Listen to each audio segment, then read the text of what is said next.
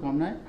कल आपको राष्ट्रीय महामंत्री पार्टी ने दायित्व दिया और आज पंजाब जैसे महत्वपूर्ण राज्य की जिम्मेदारी एज ए प्रभारी के तौर पर आपको दी। किस तरह देखते हैं इस नई जिम्मेदारी? देखिए, मैंने एक सामान्य कार्यकर्ता की तरह राजनीतिक जीवन शुरू किया था। काम करने में भरोसा था, विचारों के प्रति मैं प्रतिबद्ध था और पार्टी ने इतना बड़ी जिम्मेवारी दी है।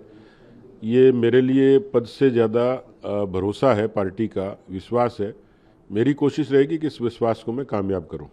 वैसे क्योंकि बात की जाए पंजाब की, तो पंजाब में अगले साल चुनाव होना है और ऐसी स्थिति में जब वहाँ पर भाजपा की सरकार नहीं है, एक बड़ी चुनौती आपके सामने रहेगी कि वहाँ पर भाजपा की सरकार बन सके। तो इस चुनौती को किस तरह देखते हैं और इस चुनौती पे कैसे पार पाएंगे? ये बात सही है कि देश के कई हिस्सों में हम लोग, जो भारतीय जनता पार्टी के उत्थान का समय था राजनीतिक तौर पर, तो हम लोगों ने गठबंधन से अपनी राजनीतिक शुरुआत की थी और गठबंधन के धर्म को वाजपेयी जी के युग से बहुत अच्छे से निभाया। पंजाब में भी एक अच्छी केमिस्ट्री थी बादल साहब की, वाजपेयी जी की, और बहुत लंबा लाइन से हमारा चला। कालांतर में कुछ बातें हुई जिसके कारण लाइन से अलग हुए, लेकिन आज भारतीय जनता पार्टी चर्चा में और विचारों में संगठनात्मक तौर पर पंजाब के हर हिस्से में है। कोशिश रहेगी कि जितनी जल्दी संगठन को दुरुस्त किया जा सके और कुछ उसमें इजाफा कर सके। राजनीतिक और रणनीतिक तौर पर भारतीय जनता पार्टी ने देश में बड़े मिथक तोड़े। अभी किसी ने पूछा कि आप कैसे भरोसा करोगे कि सरकार बनी जाएगी, तो मैं उनको त्रिपुरा याद दिला रहा था कि जहां हमारी उससे एक पहले चुनाव पहले 0 सीटें थी और उसके बाद हमने सीधे सरकार बनाई। पश्चिम बंगाल में हम लोगों ने एक दमदार चुनाव लड़ा, विपक्ष में हमारी बड़ी सीटें आई और उसके बाद अभी हमने सरकार बनाई। हरियाणा के बारे में शर्तें लगाते थे कि बीजेपी के कभी सरकार नहीं बन सकती, उस प्रदेश में तीसरी बार सरकार बनाई। तो भारतीय जनता पार्टी धारणा को, मिथक को तोड़ने का काम करती है, इसलिए बीजेपी को पंजाब में अंडर एस्टिमेट नहीं किया जा सकता। एक अंडर करंट बीजेपी के पक्ष में और आम आदमी के खिलाफ दिखती है। एंटी इनकम्बेंसी भी है, नशे को लेके, कानून व्यवस्था को लेके, वहाँ की आर्थिक बदहाली को लेकर। तो मैं समझता हूँ कि बीजेपी एक अच्छा प्रदर्शन वहाँ पंजाब में करेगी। कोशिश रहेगी कि हम अपनी खूबियों के आधार पर सत्ता में आएँ। कुछ भविष्य के काल्पनिक प्रश्न हैं जिनका संबंध अलग अलग लोगों से, अलग अलग किस्म से है, पर हमारी कोशिश रहेगी कि पंजाब में हम लोग अपने बूते पर सरकार बनाएं। सतीश जी को जब हरियाणा की जिम्मेदारी मिली तब एक आम धारणा बन चुकी थी कि वहाँ पर कांग्रेस की सरकार ज़्यादा बनने के चांस है, लेकिन वो मिथक टूटा। पंजाब में चूंकि बहुत कम चांस मानते हैं कि बीजेपी का हो पाए, लेकिन मौजूदा जो परिस्थिति वहाँ की मौजूदा सरकार की चल रही है, तो राजस्थान के एक वरिष्ठ नेता को इसकी जिम्मेदारी मिली। इसके पहले क्योंकि राज्यपाल भी वहाँ पर राजस्थान से आने वाले गुलाब चंद कटारिया, जो कि वरिष्ठ नेता रह चुके हैं, वो वहाँ के हैं। तो ऐसी स्थिति में क्या मान के चले, क्योंकि आपका अनुभव संगठनात्मक रूप से काफ़ी लंबा रहा है राजस्थान से अलग अलग जगह, तो वहाँ पर उन तमाम टीमों को लेकर जो मौजूदा सरकार है उसके खिलाफ जाकर वहाँ पर अपनी बीजेपी का कमल खिलाने की जो मैंने कहा, बीजेपी धारणा को तोड़ने का काम करती है और इस विश्वास का जो एक बड़ा कारण है, पार्टी का संगठन और विचार तो है ही, लेकिन चुनाव लड़ने की जो मैकेनिज्म बीजेपी के पास है वो दूसरे दलों के पास नहीं है।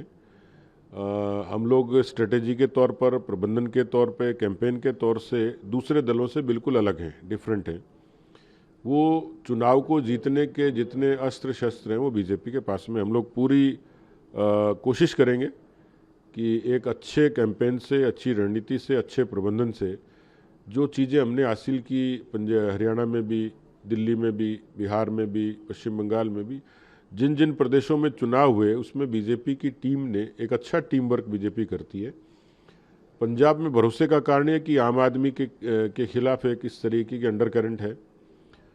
पंजाब की कांग्रेस पार्टी का दृश्य यदि देखें तो वो इतना विग्रह का शिकार है, आपस में इतने उनके गुट हैं। मुझे लगता है कि उनकी नूरा कुश्ती उनको ख़त्म करने में तो कारगर होगी, लेकिन जो मैंने कहा, मैं बार बार उस पर कायम हूँ कि पंजाब की जनता, पंजाब की सभी कौमें, पंजाब के सभी लोग पंजाब में सुख शांति चाहते हैं, पंजाब में भाईचारा चाहते हैं, पुराने पंजाब को लौटते हुए देखना चाहते हैं, जहाँ एक अच्छे खिलाड़ी पंजाब देता था, अच्छी खेती पंजाब में होती थी। आज भारतीय जनता पार्टी ये दावे से कह सकती है हम एक नशा मुक्त पंजाब देंगे, हम रोजगार युक्त पंजाब देंगे, हम अच्छे खिलाड़ियों वाला पंजाब वापस से तैयार करेंगे। तो पंजाब की जनता को केंद्र की सरकार पर, केंद्र की नीतियों पर भरोसा है और जो डबल इंजन की जो बात हम लोग करते हैं वो महज नारा नहीं है।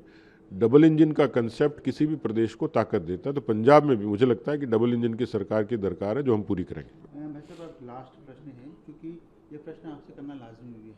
आप राजस्थान के संगठनात्मक रूप से मजबूत प्रदेश अध्यक्षों में शामिल रहे हैं, जिसने संगठन को काफ़ी मजबूत करा है।